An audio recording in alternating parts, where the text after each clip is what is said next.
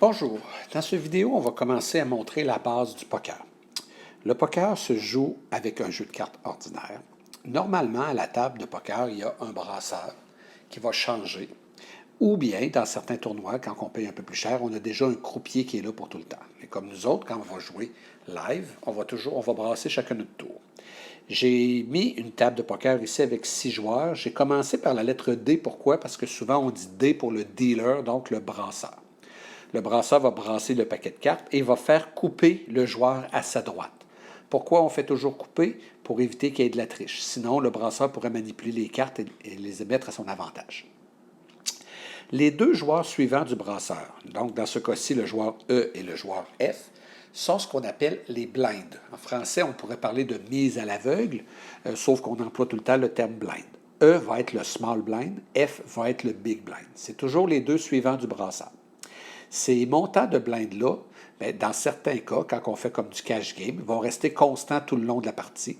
Ou dans d'autres cas, comme dans un tournoi, c'est qu'après un certain temps, elles vont augmenter.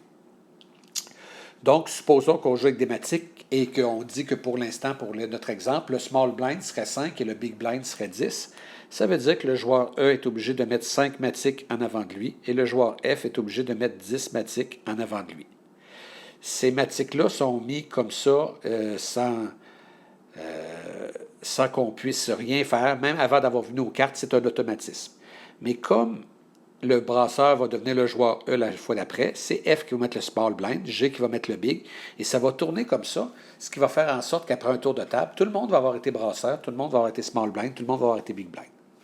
Pourquoi est-ce qu'on est obligé de mettre des mises à l'aveugle comme ça? C'est que si on n'en mettait pas, on attendrait tout le temps d'avoir un super jeu pour jouer, tandis que là, il y a déjà de l'argent, des matiques sur la table, et en plus, quand c'est nous qui les avons mis, on essaie généralement de continuer. Ça fait en sorte qu'il y ait un peu plus d'action. Le brasseur va donner une carte cachée à tout le monde, en commençant par le joueur E. Donc, une carte à E, F, G, H, I et à lui, et une deuxième carte à E, F, G, H, I et à lui. Tout le monde a maintenant 2 cartes. On est dans le premier tour d'enchère. On va faire des mises jusqu'à temps que tout le monde, qui n'a pas abandonné, ait mis le même montant sur la table. Donc, comme E a mis le small blind, F a mis le big blind, c'est à G de parler. G a plusieurs choix. Il peut se coucher. Bon, se coucher, ça voudrait dire, dans le fond, qu'il met ses cartes dans le milieu et qu'il ne joue plus. En anglais, on va dire qu'il fold, il abandonne. Il peut suivre. En anglais, on va parler de call.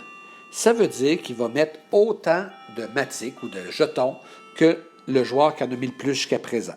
Donc ici, si G suit, il faudrait qu'il mette 10 matiques sur la table. Arrive au tour de H. H peut se coucher, il peut suivre ou il peut relancer. La relance, dans le fond, ça veut dire qu'il va miser plus. On va voir dans les prochaines semaines qu'on peut relancer autant qu'on veut. Là, pour nous autres, quand on relance, on va relancer de 1 big blind. Donc là, la mise est à 10. S'il relance, en anglais, on dit raise. À ce moment-là, il pourrait mettre un big blind de plus. On a dit que le big blind était 10, donc il pourrait mettre 20 matiques. Arrive le joueur I. Il peut se coucher, il peut suivre, il peut relancer. Fait que si le joueur I décide de se coucher, il jette ses cartes dans le milieu, puis il ne fait plus partie de cette main-là. Il ne jouera plus pour cette main-là. Mais il est sûr de ne pas perdre de matiques, sûr de ne pas perdre de jetons. Arrive le tour du brasseur, il peut se coucher, il peut suivre, il peut relancer. Fait que mettons qu'il décide de suivre, il va mettre 20 matiques sur la table. Arrive le joueur E. S'il veut continuer à jouer, il doit égaliser le plus haut montant. Le plus haut montant est présentement à 20. Donc là, lui, il peut se coucher. Se coucher, ça va vouloir dire qu'il jette son jeu, mais les 5 matiques qu'il a déjà mis sur la table se trouvent être perdus. Il peut suivre, ça veut dire qu'il va miser 20 matiques, il va devoir en rajouter 15. Ou il peut relancer, s'il décide de relancer. On a dit qu'on relançait d'un big blind, il pourrait monter à 30 matiques, donc il faudrait qu'il en mette 25. Fait que mettons qu'il décide de suivre, fait qu'il va être rendu avec 20 matiques demi. Il en avait déjà mis 5, donc il en rajoute 15 pour que ça fasse 20. Arrive le joueur F. Il peut se coucher, donc il abandonne son jeu.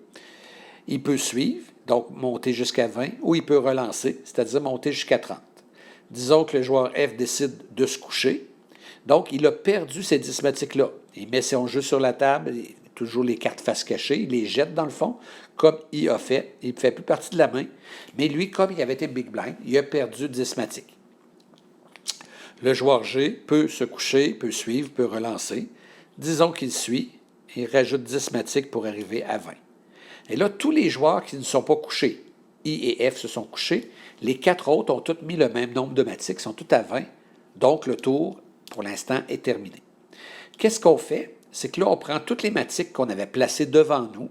Des fois, on a l'impression, surtout quand c'est des jetons, on voit dans les films, ils jettent ça dans le milieu. On les place toujours devant nous pour savoir exactement à combien on était. Imaginez que celui qui avait mis 5 matiques était dans le milieu. Là, il faut se rappeler, il y en avait 5 demi. C'est trop complexe. On les met tout le temps en avant de nous autres. Mais quand tout le monde est égalisé, on prend toutes les matiques et là, on les met dans le centre de la table.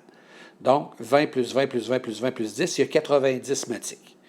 Donc, je vais effacer un peu ce qu'il y a sur la table pour qu'on comprenne bien. Et il y a présentement 90 matiques dans le milieu. Le joueur F et le joueur I ont jeté leurs cartes.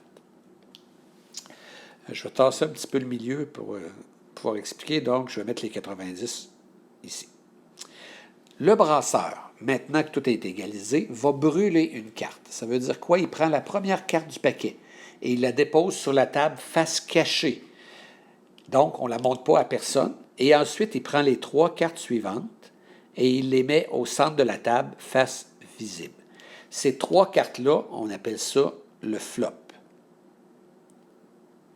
Les 3 cartes sont là. Donc, maintenant, les joueurs n'ont plus juste les 2 cartes qu'ils ont vues dans leurs mains. Ils sont rendus à 5 cartes, les 2 qu'ils ont dans leurs mains et les 3 qu'il y a sur la table. Il va en avoir éventuellement 2 autres sur la table pour un total de 7 et on va faire notre main avec les 5 meilleurs. Donc, on a nos 3 cartes qui sont sur la table ici. Et là, c'est le suivant du brasseur qui va parler en premier. Il y a toujours les choix qu'on avait fait tout à l'heure, mais il y en a un nouveau. Le nouveau qui s'appelle « check ». En anglais, en français, on pourrait dire, je ne sais pas, tout le monde dit « check » de toute façon, on va employer le terme anglais. Qu'est-ce que ça veut dire « check »? Ça veut dire je reste dans la main, mais je ne suis pas obligé de miser plus fort. On peut checker parce que là, jusqu'à présent, personne n'a misé. Donc, supposons que le joueur E décide de checker. On arrive au joueur G, parce que le joueur F n'a plus de carte. Le joueur G peut suivre, il peut faire n'importe quoi. Mais suivre, présentement, comme il n'y a rien de mis, c'est comme faire check. Dans le fond, c'est de miser 0. Le joueur G décide de miser 0. Donc, E et G ont parlé et ont décidé de ne pas relancer. On arrive à H. Ah, ben lui, il décide de faire un call. Pas un call, mais une mise, un bet. Il décide de miser, on a dit que c'était le big blind, 10 matiques. Le joueur I n'est plus dans la main. Le joueur D, maintenant, ne peut plus checker parce qu'il y a déjà des jetons de mi. Donc, vu qu'il y a des jetons de mi, on revient comme au début. Il peut se coucher, il peut suivre, il peut relancer. Donc, se coucher, il abandonne, il ne peut plus gagner le pot.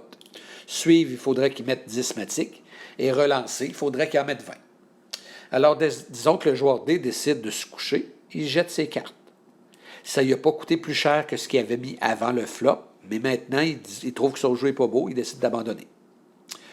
Le joueur E, lui, même si tantôt il avait checké, il décide de relancer. Donc, il met 20 matiques. F n'est plus dans la main. G a le choix de suivre ou de relancer. Il décide de suivre à 20. H a le choix de se coucher, de suivre ou de relancer. Il décide de suivre, donc il rajoute un autre 10 matiques pour avoir 20.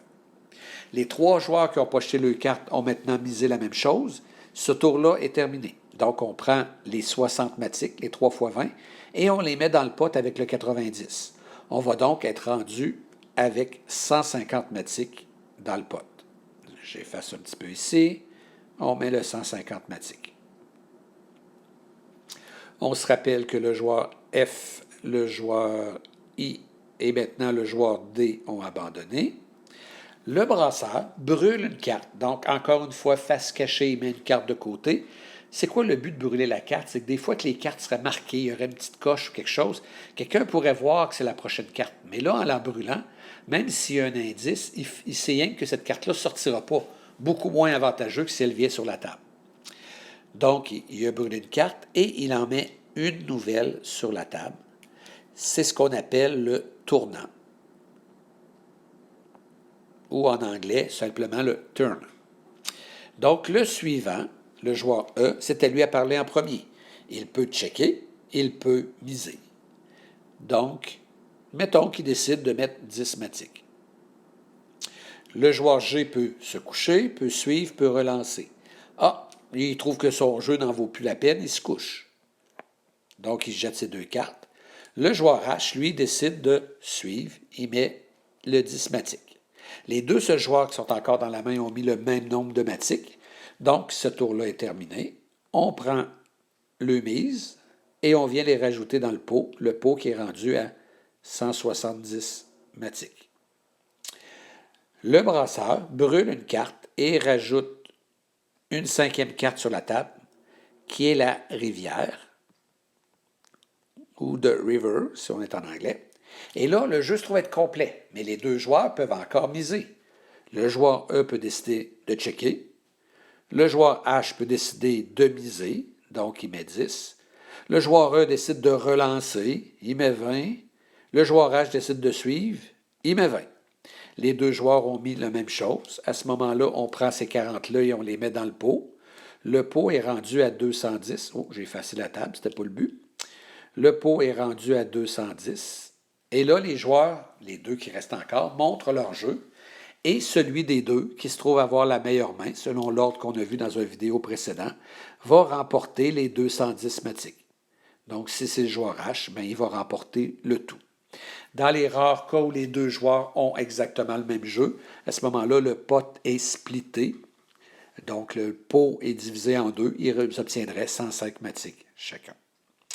C'était un premier exemple. On va arrêter la vidéo là. Vous pouvez le réécouter une 2e fois, une 3e fois pour bien comprendre. Je vais refaire une autre vidéo après sur encore un peu les mises avec certaines affaires particulières. Et puis après ça, bien, on va pouvoir essayer de